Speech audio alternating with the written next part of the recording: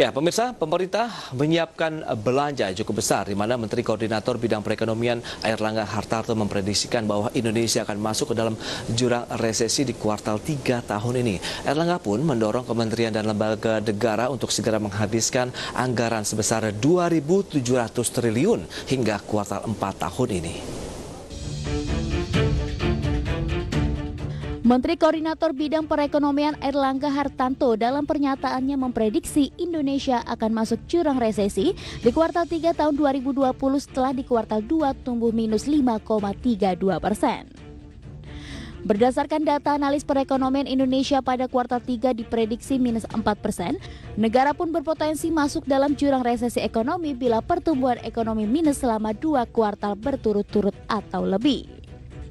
Meski demikian, pada kuartal 4 ekonomi diprediksi akan tumbuh positif 1,38% dan secara keseluruhan ekonomi di 2020 minus 0,49%. Menteri Koordinator Bidang Perekonomian Airlangga Hartarto saat menghadiri Rakornas Apindo 2020 secara virtual, seperti dikutip iNews menegaskan kita perlu memompa lagi di kuartal 3 karena akan menjadi momen penentuan bagi Indonesia. Pemerintah telah menyiapkan anggaran belanja sebesar 2.700 triliun rupiah termasuk anggaran pemulihan ekonomi nasional atau PEN. Per Juni 2020 anggaran yang sudah dibelanjakan sekitar 1.000 triliun rupiah, sehingga pada kuartal 3 dan 4 diharapkan bisa membelanjakan hingga 1.700 triliun rupiah. Airlangga menambahkan beberapa sektor usaha sudah mulai membaik di kuartal 3 di antaranya indeks manufaktur Indonesia yang berada di posisi 46,9. Kemudian indeks keyakinan konsumen juga naik mencapai 83,8. Untuk itu kementerian dan lembaga negara diminta segera menghabiskan anggaran yang sudah disiapkan hingga kuartal 4 yang diyakini mampu menggerakkan roda perekonomian dan menyelamatkan Indonesia dari jurang resesi. Berbagai sumber, IDX Channel.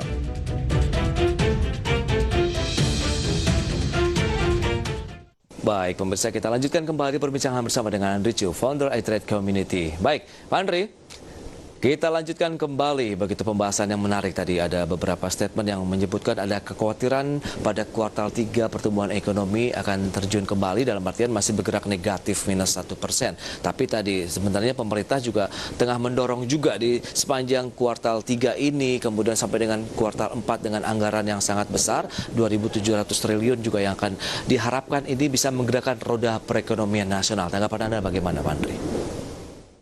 Ya betul, kekhawatiran mengenai resesi pastinya ada. Tapi kalau kita melihat di luar sana mulai digaungkan adanya optimisme mengenai virus, kita perlu melihat mungkin nanti di kuartal pertama tahun 2021 ya, apakah isu mengenai COVID ini masih terus berlanjut atau tidak. Tapi kalau kita perhatikan pemerintah kan tidak tinggal diam juga. Setuju. Jadi adanya bantuan 123,4 triliun ya kalau nggak salah angkanya ya untuk ke UMKM, terus kemudian subsidi bunga kur, ya kan. Yes. Jadi itu langkah-langkah yang ke sektor real bisa menopang perekonomian Indonesia. Jadi yang penting adalah aktivitas ekonomi ini tidak berhenti seperti kemarin tuh waktu beberapa bulan belakangan tidak ada operasional sama sekali.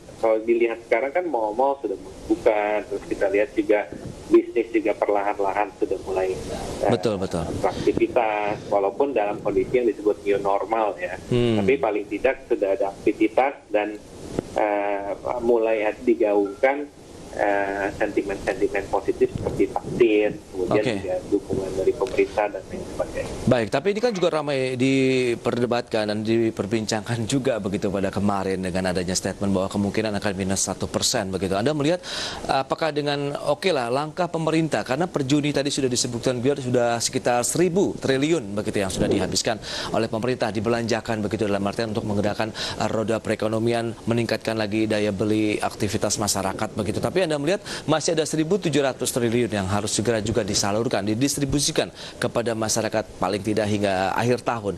Bagaimana? Apakah ini perlu adanya sinergitas, koordinasi yang kuat antara lembaga negara pemerintah lainnya?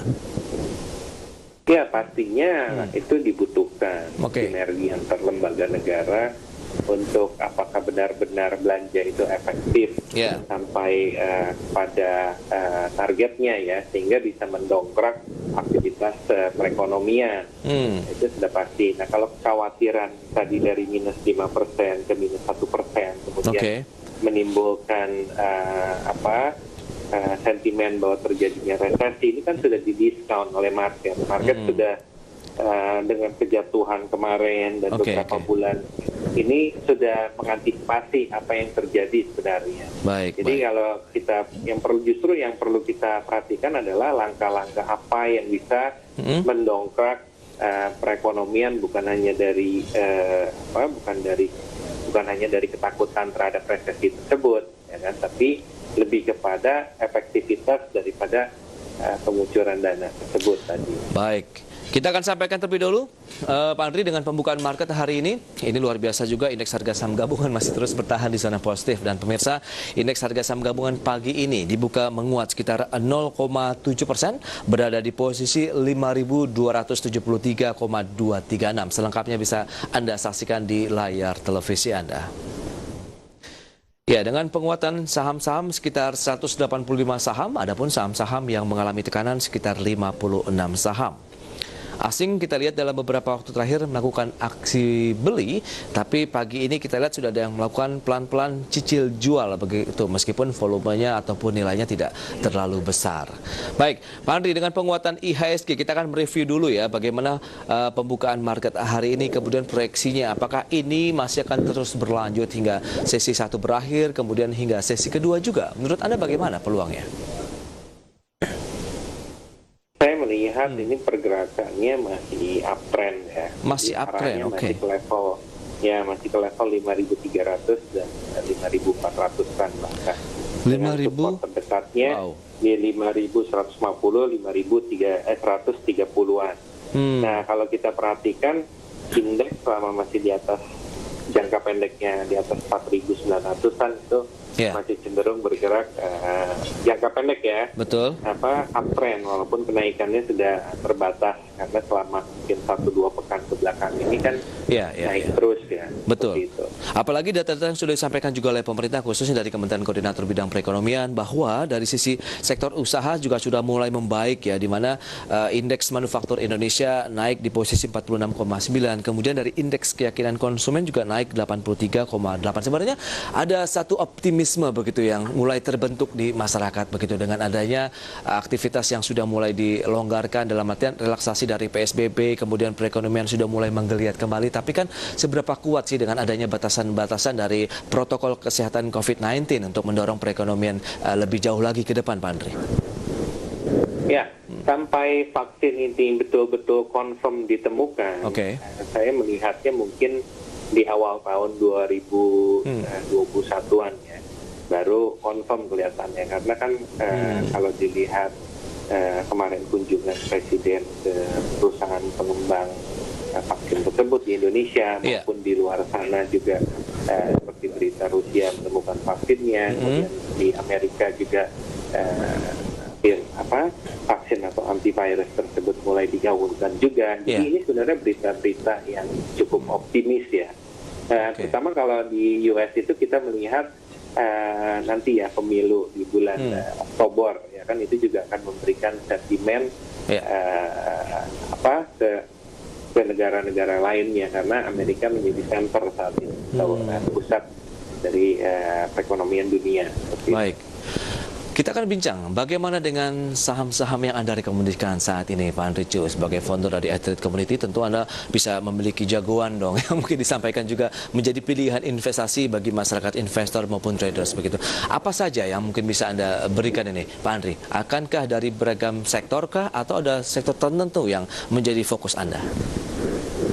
Ya, ini saya melihat ada sedikit beberapa saham lah ya. Dua diantaranya itu ada BBNI dari perbankan, kemudian juga ada saham INKP, kemudian juga saya melihat dari sektor industri anak perusahaan dari Astra ya, United Tractor juga masih menarik untuk diperhatikan. seperti itu. Baik, kalau kita ulas satu persatu misalnya Bank BNI hari ini pagi ini saja sudah naik kencang juga di atas 1%, tepatnya di 1,95%, 5.200 begitu. Anda melihat pergerakan Bank BNI lebih kepada technical rebound saja karena cenderung beberapa waktu terakhir kemarin kan sideways, kemudian mulai naik kencang lagi dalam satu bulan terakhir, Pak Andri. Iya, BBN ini kalau kita melihat ada volume yang cukup signifikan ya, saya bicara secara teknis saja. Oke. Khususnya 2 hari belakangan ini, jadi memang dorongan untuk naiknya masih ada. Nah, kalau kita melihat masih layak untuk trading buy ya kalau saya melihat. Oh ya. Tapi kita perhatikan kalau dia bisa bertahan di atas level 5150 yang kemarin ada resisten yang baru ditembus. Nah, kalau dia bisa bertahan di atas ini, mungkin 1-2 hari ke depan masih ada tekanan positif untuk naik. Tapi kita lihat juga apakah nanti mendekati penutupan saham ini masih kuat bertahan di atas level 150 atau justru dia turun dulu. Nah, tapi kalau saya melihat jangka pendek dan jangka menengahnya ini masih mulai dalam tren yang naik. Oh ya, berarti untuk jangka menengah justru sedang terbentuk uptrend menurut Anda, Pak Andri? Iya, betul. Sejak bulan April udah otomatis ya, karena BBNI kan salah satu perbankan yang BUMN yang cukup besar. Jadi, betul. Tapi kalau kita lihat peluang pergerakannya, potensial upside misalnya begitu yang tersedia dengan Anda katakan ini sudah terbentuk uptrend untuk jangka menengah. Seberapa kuat lagi kalau kita lihat Bank BNI bisa melaju? Karena kalau kita lihat year to date pergerakannya pun juga ya naiknya tidak terlalu kencang sih. Cuman ya itu masih terus menunjukkan membentuk level-level resisten barunya begitu. Ya, masih cukup optimis ya kalaupun kita melihat jangka panjangnya saham ini pernah di angka 10 ribuan. Jadi kalau turun di level 4.000, 5.000, bahkan kemarin sempat mendekati 3 ribuan, jadi ya diskonnya lumayan ya. Oke, ini malah bisa setengahnya ya kalau kita lihat bisa keuntungan yang didapatkan ke depannya. Oke. Itu dia dari Bank BNI, peluang perlu dicermati dengan current price juga boleh ya, tapi ada batasan di 5150 untuk pergerakan support dari Bank BNI ya, Pak Andri ya. Oke, kita jeda dulu sebentar karena kita akan bahas rekomendasi saham lainnya begitu di segmen berikutnya dan kami akan segera kembali usai jeda berikut ini.